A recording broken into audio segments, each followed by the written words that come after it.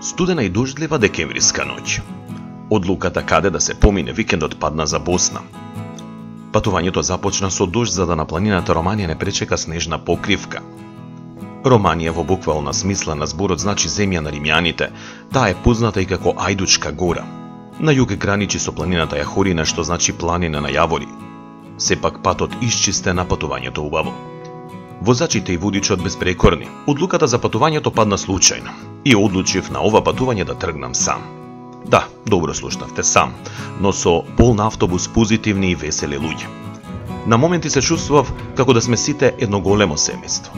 Како сите да ми се толку блиски и познати. А сепак бевме од различни градови, различни возрасти и различни вери и националности.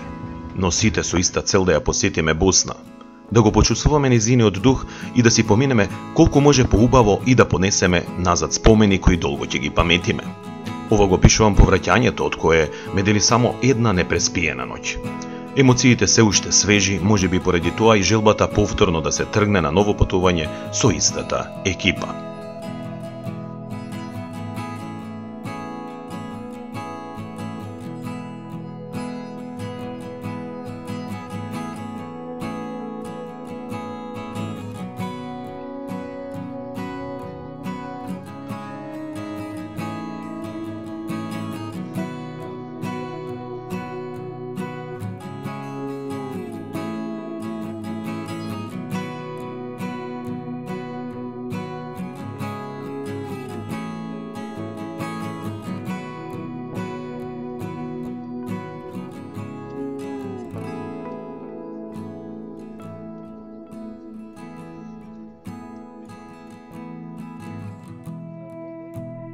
Првата наша посета или сместувањето беше во градот Сараево.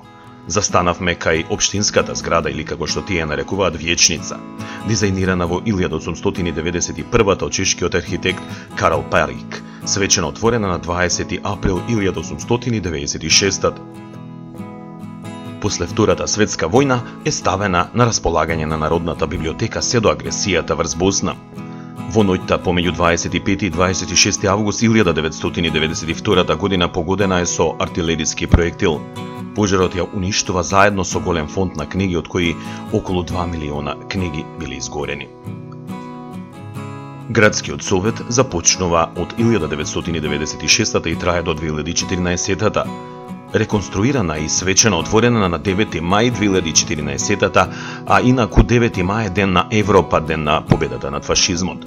Денеска, освен за седници на Советот, се користи за разни манифестации на државно, но и градско ниво, изложби и останати културни програми.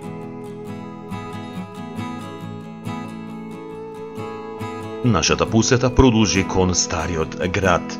Не пречека улици со имиња на стари занаети и дуќани кои што изобилуваа со многу рачно изработени предмети.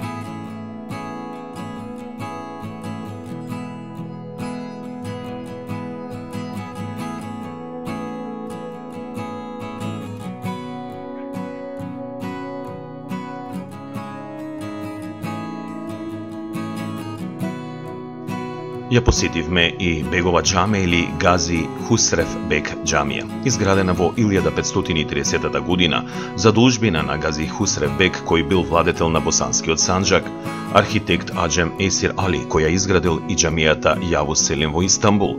Џамијата е со квадратен облик, купето е високо 26 метри, а минарето 47.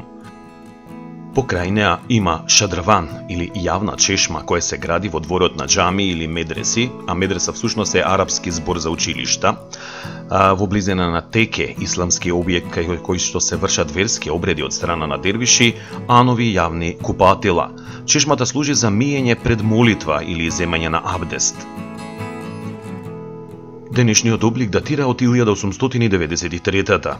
1531 година на тоа место стоел бунар. Има и два турбета или мавзолеи на познати и богати луѓе. Всушност тоа е мавзолеј и тука е закопан во едниот Гази Хусрев Бек и во другиот неговиот заточеник и подоцна првиот управител на Гази Хусрев Бек Вакуфот. Веднаш до џамијата е и Саат Кулата. Тука се наоѓа и медресата, но во Башчарче е позната и чешмата која што тие нарекуваат и Себилј.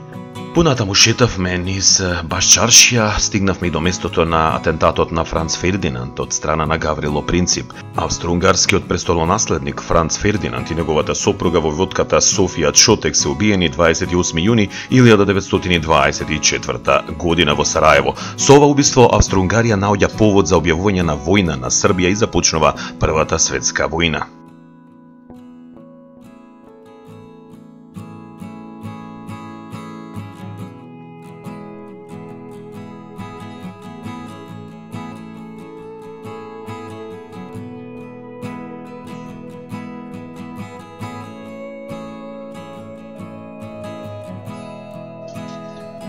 А нашиот пат понатаму не однесе во една од бурекджилниците. Тука е познат бурекот Подвршник. Имавме можност да го пробаме, но да видиме и како се пече.